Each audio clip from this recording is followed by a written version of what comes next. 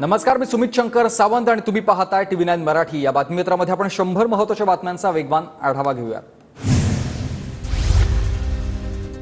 अनिल देशमुख पीएच्या माध्यमातून पैसे घ्यायचे, त्यांचे सीबीआयकडे पुरावे आहेत। सचिन वाझेचे अनिल देशमुखांवर गंभीर आरोप। उपमुख्यमंत्री देवेंद्र फडणवीसांना पत्र लिहून सर्व माहिती दिली आहे। पत्रात जयंत पाटलांसह इतरांचीही नावं, सचिन वाझेंची माहिती। सचिन वाझे जे बोलले ते फडणवीसांची नवी चाल आहे। देवेंद्र फडणवीसांनी वाझेला हाताशी धरून माझ्यावर आरोप करायला लावले, अनिल देशमुखांचा आरोप। सचिन वाझेची गुन्हेगारी प्रवृत्तीची पार्श्वभूमी, सचिन वाझे विश्वास ठेवण्यालायक व्यक्ती नाही, हायकोर्टानं म्हटलंय, अनिल देशमुखांची प्रतिक्रिया। देवेंद्र फडणवीसांकडे सगळ्यांच्या कुंडल्या, फडणवीसांनी कुंडली उघडल्यास तोंड दाखवायला जागा राहणार नाही, नितेश राणेंचा पलटवार। पराभवाच्या भीतीने भाजपकडून वाझेचा वापर, भाजप संकटात आला की वाझे बाहेर येऊन स्टेटमेंट देतो, ही तिसरी वेळ आहे, संजय राऊतांचा भाजपावर निशाणा। सचिन वाझे फडणवीसांचा प्रवक्ता बनून प्रतिक्रिया देत आहे। दहशतवादाच्या विधानावर विश्वास ठेवू नका, हे फडणवीसांनी बोलावं। संजय राऊतांचा फडणवीसांवर हल्लाबोल, तर भाजप गुंडांचा आश्रय घेत असल्याचा राऊतांचा आरोप। स्वार्थासाठी सर्व राजकीय खेळी सुरू, याचे सूत्रधार फडणवीस। सर्व घटना फिरून फडणवीसांकडे कशा येतात? वाझेंच्या आरोपांनंतर सुषमा अंधारे यांचा सवाल। सचिन वाझेला जाणून बुजून स्टेटमेंट द्यायला लावलं का? अनिल देशमुखांनी आरोप केल्यानंतर वाझे बोलतोय, त्यामुळे टायमिंग महत्त्वाचं, सचिन अहिर यांची प्रतिक्रिया। सचिन वाझेचा बोलविता धनी महाराष्ट्रातील भाजपचा मोठा नेता। वाझेच्या आरोपांवर विनायक राऊतांची फडणवीसांवर नाव न घेता टीका। एवढ्या वर्षानंतर सचिन वाझेला आताशीच आठवण कशी झाली? विनायक राऊतांचा निशाणा। आज बोलण्यात अर्थ नाही, तेव्हा संधी होती तेव्हा बोलायला हवं होतं। वाझेचे आरोप कुणाच्या सांगण्यावरून होते हे का तपासलं पाहिजे? सचिन वाझेंच्या आरोपांवर काँग्रेसचे नेते सतेज पाटील यांची प्रतिक्रिया। महाविकास आघाडीच्या वसुलीची सर्व सत्यता वाझेने बोलून दाखवली। सचिन वाझेला दिशा सालियान सुशांत सिंह राजपूतच्या प्रकरणावर बोलण्यासंदर्भात नितेश राणेंचं वक्तव्य।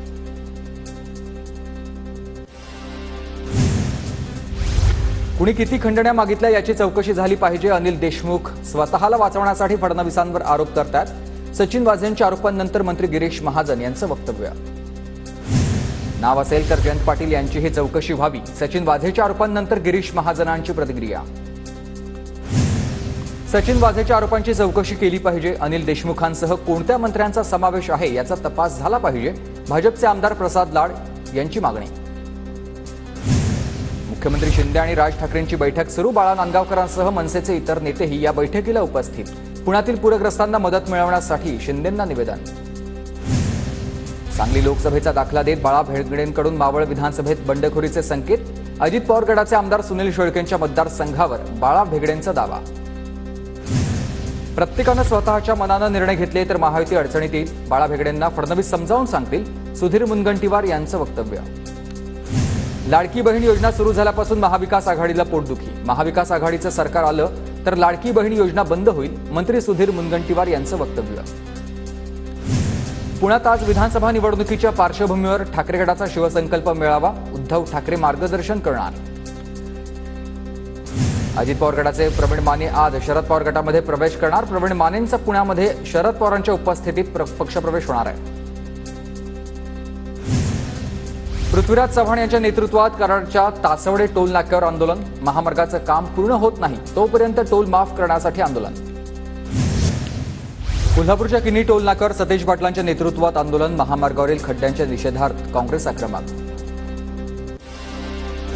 पुणे बंगळुरू महामार्गावरील खेड शिवापूर टोल नाक्यावर काँग्रेसचं आंदोलन। महामार्गावर पडलेले खड्डे आणि रस्त्याच्या दुरावस्थेविरोधात काँग्रेसचा आमदार संग्राम थोपटे आणि संजय जगताप यांच्या नेतृत्वात आंदोलन। नगर परिषदेला पडलो तरी काहींना आमदार व्हावं असं वाटतं। रत्नागिरीतील विधानसभांवर भाजपच्या राजेश सावंतांच्या दाव्यानंतर उदय सामंतांचा टोला। सोलापूरच्या करमाळ्यात खासदार धैर्यशील मोहिते पाटलांनी घेतली जयवंतराव जगतापांची भेट। बाजार समितीच्या कार्यालयात झालेल्या भेटीनं राजकीय वर्तुळात चर्चा। राज ठाकरेंचा 10 आणि 11 ऑगस्टला बीड दौरा। विधानसभेच्या पार्श्वभूमीवर बीडमधील 6 विधानसभा मतदारसंघाचा आढावा घेणार। राज ठाकरेंचा उद्या सोलापूर दौरा। विधानसभा निवडणुकीच्या पार्श्वभूमीवर पदाधिकाऱ्यांची बैठक घेणार। विधानसभा निवडणुकीच्या पार्श्वभूमीवर गिरीश महाजन ॲक्शन मोडवर। नाशिक जिल्ह्यातील 15 मतदारसंघाचा आढावा घेणार। जितेंद्र आव्हाडांच्या गाडीवरील हल्ल्याप्रकरणी दोघांना अटक।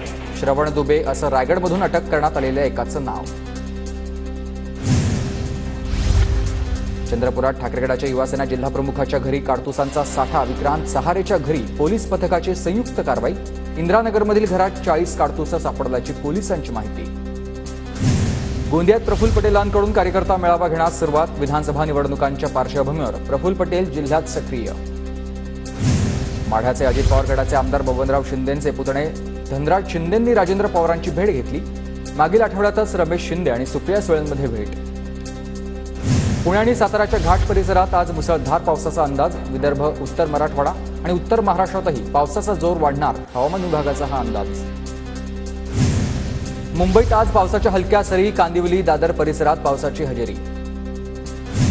छत्रपती संभाजीनगरमधील जायकवाडी धरणाच्या पाणी पातळीत 5% वाढ. धरणाची पाणी पातळी 9.3%वर. पुण्याच्या खडकवासला धरणातून 21,000 क्युसेकनं पाण्याचा विसर्ग सुरू. मुळा नदीत मोठा पातळीवर आपण बघतोय पाण्याचा विसर्ग वाढवण्यात आला आहे. पुणे शहराला पाणी पुरवठा करणाऱ्या 4 धरणात 90% पाणीसाठा. पुणेकरांची पाण्याची चिंता मिटली.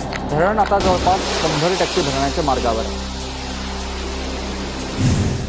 नाशिकचं गंगापूर धरण 66% भरलं. गंगापूर पाठोपाठ दारणा धरणात 85% पाणीसाठा. गंगापूर धरण 78% भरल्यानंतर मराठवाड्यासाठी पाणी सोडणार. सांगलीतील कृष्णा नदीची पाणी पातळी 2 इंचानं घटली. नदीची पाणी पातळी सध्या 39 फूट 10 इंचावर. प्रशासनाकडून सतर्कतेचा इशारा. पश्चिम रेल्वेवर आज रात्रीकालीन तर मध्य रेल्वेवर आणि हार्बर रेल्वे मार्गावर उद्या मेगा ब्लॉक. पश्चिम मार्गावर वसई ते रोड भाईंदर दरम्यान तर हार्बर मार्गावर वडाळा रोड ते मानखूर दरम्यान ब्लॉक असेल. 21 ऑगस्ट ते 4 सप्टेंबर दरम्यान यूजीसी नेट परीक्षेची फेरपरीक्षा होणार. एनटीएकडून वेळापत्रक जाहीर. नाशिकच्या त्र्यंबकेश्वर मंदिरात व्हीआयपी दर्शन बंद. श्रावण महिन्यामध्येच त्र्यंबकेश्वर मंदिरामध्ये भाविकांची होणारी गर्दी लक्षात घेता हा निर्णय घेण्यात आला आहे. पहाटे 5 ते रात्री 9 वाजेपर्यंत मंदिर दर्शनासाठी खुलं राहील. ठाणे लोकसभा मतदारसंघातील रेल्वे प्रश्नांबाबत खासदार नरेश म्हस्के यांची रेल्वेमंत्री अश्विनी वैष्णव यांच्याशी चर्चा. प्रवाशांच्या वेगवेगळ्या समस्या, नवीन लांब पल्ल्याच्या गाड्या यासाठी मागणी. टिटवाळ्यामधील 3 साई भक्तांचा शिर्डीला जाताना अपघाती मृत्यू. आमदार विश्वनाथ भोईर यांच्याकडून मृतांच्या वारसांना प्रत्येकी 2 लाखांची मदत. तर मुलांच्या शिक्षणाची देखील घेतली जबाबदारी. कल्याणच्या सहजानंद चौकात होर्डिंग पडल्याप्रकरणी राष्ट्र कल्याण पक्ष आक्रमक. तर कामात हलगर्जीपणा करणाऱ्या अधिकाऱ्यांवर कारवाईची मागणी. कल्याणमध्ये लाडकी बहीण योजनेची खिल्ली उडवत ठाकरेगडाचे बॅनर. कल्याणमधील लाडके नागरिक त्रस्त. ठाकरेगडाच्या बॅनरवर हा उल्लेख. मुंबईत आयपीएस विश्वास नांगरे पाटलांचं नाव वापरून सायबर गुन्हेगाराकडून वृद्ध महिलेची फसवणूक. खोट्या गुन्ह्यात अटक करण्याची धमकी देत 23 लाखांना गंडा. पुण्यातील नॉलेज सिटी आणि बावधनमध्ये अतिउच्च दाब उपकेंद्र उभारण्यास महावितरणकडून नुकतीच मंजुरी. 1,60,000 वीज ग्राहकांना लाभ होणार. जिल्ह्यात चांगला पाऊस झाल्यानं सोयाबीन आणि कापूस पिकं बहरली. सोयाबीन कापूस पिकांवर शेतकऱ्यांकडून फवारणी. परभणीत मुस्लिम समाजाचं आरक्षणाच्या मागणीसाठी उपोषण. गेल्या 3 दिवसांपासून साखळी उपोषण सुरूच. गोंदियाच्या गोरेगाव तालुक्यामधील गणखेरच्या सरपंचाचा रेल्वेच्या धडकेत मृत्यू झाला. गोंदिया बल्लारशाह रेल्वे लाईनवरील ही घटना. गोंदियाच्या आमगावात घरफोडी करणाऱ्या तरुणाला बेड्या चोरट्यांकडून चोरीचा मुद्देमाल हस्तगत. परभणीच्या गंगाखेडमध्ये आठवडी बाजारामधून शेतकऱ्यांची लूट. कंत्राटदार शेतकऱ्यांकडून अव्वाच्या सव्वा दर घेत असल्याचा आरोप. छत्रपती संभाजीनगरमध्ये बीएचएमएसच्या विद्यार्थिनीची आत्महत्या. एकतर्फी प्रेमातून तरुणीकडून वर्षभर त्रास. जुन्या वादातून नाशिकच्या सिन्नर फाटा भागात एकावर जीवघेणा हल्ला. हल्ल्यात प्रमोद वाघ या इसमाचा जागीच मृत्यू. ओव्हरटेक करण्याच्या नादात कार आणि ट्रकचा अपघात. अपघातामध्ये 4 जण गंभीर जखमी. सिंहगड किल्ल्याच्या घाट रस्त्यावर दरड कोसळण्याचं सत्र सुरू. सुरक्षेच्या कारणास्तव 5 ऑगस्टपर्यंत सिंहगड किल्ला पर्यटकांसाठी बंद. सावित्रीबाई फुले पुणे विद्यापीठात पीएचडी प्रवेशासाठी 24 ऑगस्टला प्रवेशपूर्ण परीक्षा. 6,000पेक्षा जास्त विद्यार्थ्यांची नोंदणी झालेली आहे.